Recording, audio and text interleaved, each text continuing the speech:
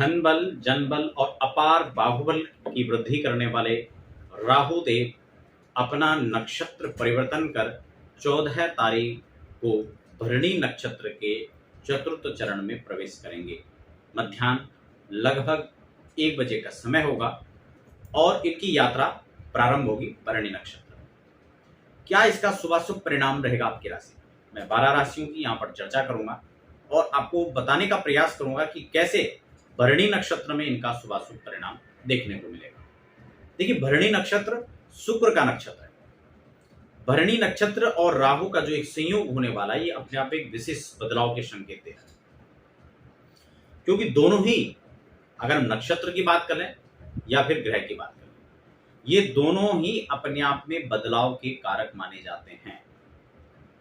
इसके देवता यम कहे जाते हैं, जो मृत्यु के ग्रह होते हैं।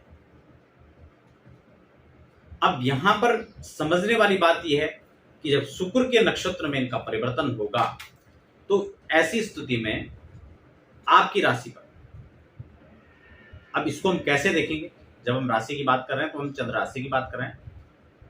सीधा सा इसका मतलब आपको समझ जाना चाहिए, क्योंकि राशि का मतलब यही होता है आपकी चंद्र कुंडली के आधार पर जो राशि बनती है उसी को राशि कहते हैं। एक जन्म राशि होती है, एक नाम राशि होती है। इसके अलावा कई लोग यह भी भ्रम पालते हैं कि लग्न राशि, उसको लग्न ही कहते हैं, लग्न राशि कहने की आवश्यकता उसमें नहीं है, क्योंकि राशि का मतलब ही चंद्र राशि होता है। तो अब यहाँ पर जो है आपकी चंद्र राशि के आधार पर हम इस कार्यक्रम को आगे बढ़ाएं। नए दर्शक है तो आप चैनल को सब्सक्राइब जरूर कर लें, ताकि अध्यात्म, ज्योतिष, रत्न, रुद्राक्ष आदि सभी जानकारियां आपको समय समय पर हमारे चैनल के द्वारा प्राप्त होती हैं। देखिए, भरणी नक्षत्र जहां मैंने कहा बदलाव का नक्षत्र, और राहु केतु अपने आप में बदलाव के बड़े संकेत लेकर आते हैं, इसमें कोई दो मत नहीं है। विशेष बदलाव की परिस्थितियों को उत्पन्न करते राहु केतु। अब यहां पर शुक्र के नक्षत्र में जब भी इनका गोचर रहेगा, चतुर्थ चरण से यात्रा प्रारंभ होगी और 2023 फरवरी तक जो है यहीं पर रहेंगे। 20 फरवरी 2023 तक की जो यात्रा है वो इसी नक्षत्र के अंदर रहने वाला है। अब ऐसे में जैसे कि मैं आपको एक और निवेदन यहां पर कर दूं, जो लोग विशेषकर राहु के क्षेत्र से जुड़े हुए हैं, यानी जिनका कार्य क्षेत्र राहु के अधिकार क्षेत्र में आता है, उन लोगों का इसका विशेष प्रभाव देखने को मिलेगा। दूसरी बड़ी शर्त यहां पर, जिनके जन्म कुंडली के अंदर जन्मकालिक जो राहु है वो कहीं ना कहीं शुभ है या अशुभ है, उसका प्रभाव भी गोचर के अंदर इसी आधार पर देखने को मिलेगा। यह भी हमें समझ लेना चाहिए। एक और शर्त आती है कि यदि भरणी नक्षत्र में जिनका जन्म है, भरणी नक्षत्र में जिनका जन्म है, उन पर भी विशेष प्रभाव इसका देखने को मिलेगा। इसके साथ साथ अगर हम बात करें, भरणी नक्षत्र या राहु के कार्य क्षेत्र से जुड़ा हुआ जो एक खास सूत्र मैंने यहां पर बताया, क्योंकि उसको विशेषकर यहां पर प्रभावित करेंगे, क्योंकि इन दो संबंधों से इनका जो है कहीं ना कहीं गोचर के अंदर संबंध बनने वाला है। अब ऐसे में हम सबसे पहले मेष राशि की बात करें। देखिए, मेष राशि की हम अगर बात करें तो आपके लग्न भाव पर इनका संचरण है, भरणी नक्षत्र में रहेंगे। आपको सबसे पहले स्वास्थ्य के प्रति सचेत रहने की आवश्यकता है, क्योंकि यहां पर स्वास्थ्य प्रभावित हो सकता है। खासकर पेट से संबंधित जो रोग हैं वो यहां पर प्रभावित होने का उनका एक समय कह सकते हैं। कुछ ऐसी समस्याएं जिनको हम नजरअंदाज कर रहे थे, उसको अब आपको नजरअंदाज नहीं करना चाहिए। अगर किसी भी प्रकार की स्वास्थ्य से संबंधित कोई समस्या है तो तत्काल जो डॉक्टर्स हैं उनका परामर्श आपको लेना चाहिए। ये भयानक बीमारी का रूप ले सकती है, क्योंकि अवधि काल ज्यादा है गोचर के अंदर, और अगर वह गोचर काल में हमने इतने लंबे समय तक उसको नजरअंदाज करने का प्रयास किया तो निश्चित रूप से एक विकृत रूप में यह समस्या आपकी बढ़ जाएगी। दूसरा, मेष राशि के लिए एक चीज यहां पर और भी है, जहां स्वास्थ्य और भ्रम जैसी स्थितियों से निपटने के लिए आपको जो है एक आत्मबल की आवश्यकता है, वहीं आपको कारोबार में देखा जाए तो वहां पर आपके तरक्की के संकेत आपके लिए, विशेषकर राहु से जुड़े हुए जो वर्क है, कम्युनिकेशन का कार्य है, ट्रांसपोर्टेशन का वर्क है, कहीं ना कहीं विदेश से आयात निर्यात से संबंधित कोई काम है, या जल के आसपास जैसे कि समुद्री जहाज है उनमें आपका कोई काम है, या बंदरगाहों में आपका कोई कार्य है, या फिर जो समुद्र तट पर रहते हैं, नदी किनारे रहते हैं, उनका वहां से संबंधित कोई कार्य चलता है, नौका विहार है, किसी प्रकार का जो इस प्रकार के कार्य हैं, टेलीफोन से संबंधित जो संचार से संबंधित कोई कार्य हैं, कम्युनिकेशन का जो फील्ड है वो भी यहाँ पर आता है, टेक्नोलॉजी है, कई प्रकार से इंटरनेट से जुड़े हुए जो लोग कार्य करते हैं, शेयर मार्केट में निवेश करते हैं, ऐसे तमाम लोगों को इसके बेनिफिट्स यहाँ पर प्राप्त होंगे। वृषभ की बात कर लेते हैं। देखिए, आपको द्वादश भाव में वृषभ भरणी के अंदर जब इनका गोचर रहेगा तो यहाँ पर खर्च की बाहुलता बनी रहेगी, लेकिन एक चीज है, अगर वह खर्च आप निवेश के तौर पर करते हैं तो ये विशेष बेनिफिट्स आपको वापस देने वाले हैं। रिटर्न में आपको अच्छा खासा यहाँ पर जो भारी भरकम धन की प्राप्ति है वो वापसी में यहाँ पर आपको रिटर्न कर जाती है। विदेश गमन के अवसर, विदेश चाहे शिक्षा के लिए आप जा रहे हो, चाहे कमाई के लिए जा रहे हो, कार्य क्षेत्र, रोजगार, किसी भी हिसाब से आप जो है बाहर जा रहे हैं, विदेश से जा रहे हैं, तो आपको विशेष लाभ होगा वृषभ राशि के। विशेषकर उन लोगों को जो कहीं ना कहीं शेयर मार्केट में निवेश करते हैं, शेयर मार्केट में पैसा लगाते हैं, अब उनके लिए यहाँ पर विशेष एक समय है जब उनको लाभ मिल सकता है। उपाय की दृष्टि से अगर हम बात करें तो आपको भगवान शिव की उपासना करनी चाहिए। तृतीय राशि मिथुन की बात कर लेते हैं। राहु यहाँ पर कार्यों के अंदर सफलताएं आपको देने वाला है। एकादश भाव के अंदर भरणी नक्षत्र के अंदर एक विशेष बदलाव के संकेत यहां पर नजर आ रहे हैं। विशेष बदलाव का अवसर आपके पास में है, काफी सारी संभावनाएं आपके इस गोचर काल में है, आप उनको सिद्ध कर सकते हैं, अपने आप को स्थापित कर सकते हैं, इसमें कोई दो मत नहीं है।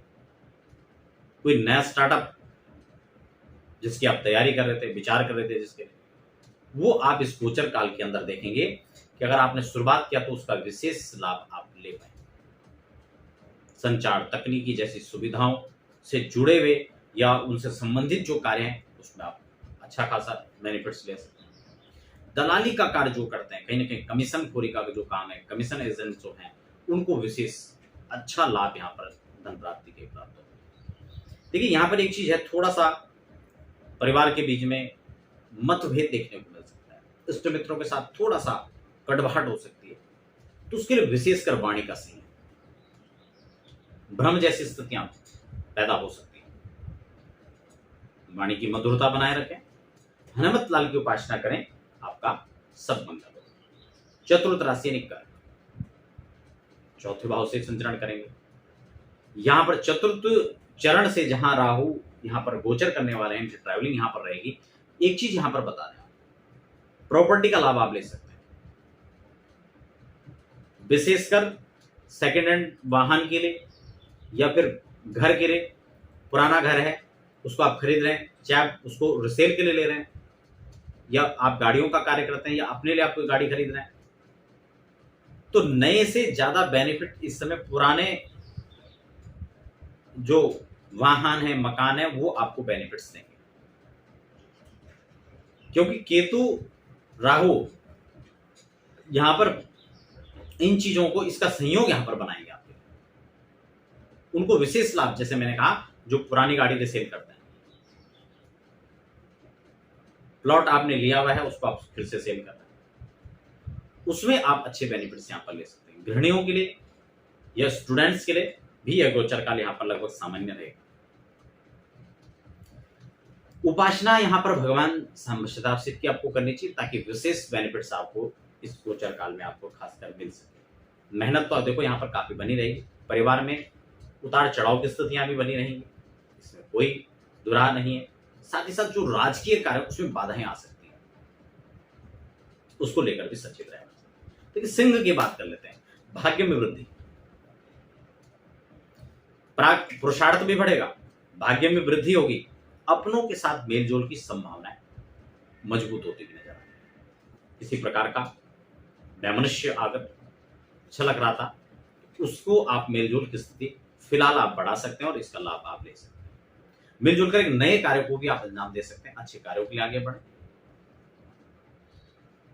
आपका अपार जनबल बाहुबल, खासकर राजनीति से जुड़े हुए लोग हैं, उनको विशेष इसका लाभ मिलने वाला है। और काफी समय से जॉबलेस जो थे, उनका यहाँ पर भाग्य एक अचानक से उनको एक नई दिशा देगा और वो एक नए क्षेत्र में आगे बढ़कर काम करने के लिए तैयार हो जाएंगे। कन्या राशि, देखिए आपका अष्टम भाव से गोचर करेंगे, मंगल का स्थान रहेगा। एक्सटेंटल जैसे योग की संभावना यहाँ पर बनती है, दुर्घटनाजन्य योग यहाँ पर बन सकता है। विदेश में भ्रमण के लिए काफी अच्छा है। शेयर मार्केट में जो लोग निवेश कर रहे हैं उनके लिए काफी हद तक अच्छा है। इसके अलावा अगर हम बात करें कमीशन एजेंट जो है, कमीशन का जो कार्य करते हैं, बीच में दलाली का जो कार्य करते हैं, उनको विशेष लाभ यहाँ पर प्राप्त हो सकता है। एक चीज और भी यहाँ पर देखिए, अष्टम कहीं ना कहीं रोग कारक, तो यहां पर यह भी आप कह सकते हैं कि स्वास्थ्य के प्रति भी सचेत रहने की आवश्यकता है। खासकर उदर रोग, पेट से संबंधित जो रोग हैं, उनके उपजने की यहां पर संभावनाएं बन सकती हैं, तो उससे आपको सावधान रहना होगा। सप्तम राशि यानी तुला, तुला की बात कर ले तो दाम्पत्य जीवन में थोड़ा सा खलल उत्पन्न कर सकता है। यहाँ पर कुछ यहां पर भ्रम जैसी स्थितियां पैदा कर सकता है। कहीं ना कहीं love partner, life partner, business partner, इनके बीच में मतभेद की स्थिति प्रकट हो सकती है। कहीं ना कहीं सामंजस्य बैठाने की आवश्यकता है। वाणी में थोड़ा मधुरता लाने की यहाँ पर आवश्यकता है। एक चीज और भी यहाँ पर कह दें, कारोबार की दृष्टि से देखा जाए तो बहुत अच्छा रहेगा। कहीं ना कहीं फाइनेंस सेक्टर में आप काम कर रहे हैं, शेयर मार्केट के उसमें आप काम कर रहे हैं, या फिर आप ये मान करके चलें कि आपका विदेशों से जुड़ा हुआ कोई काम है, कम्युनिकेशन से जुड़ा हुआ कोई कार्य है, तो उसमें विशेष संभावनाएं आपके लिए यहाँ पर लेकर आ रहा है। यह गोचर में भरणी नक्षत्र में राहु का परिवर्तन।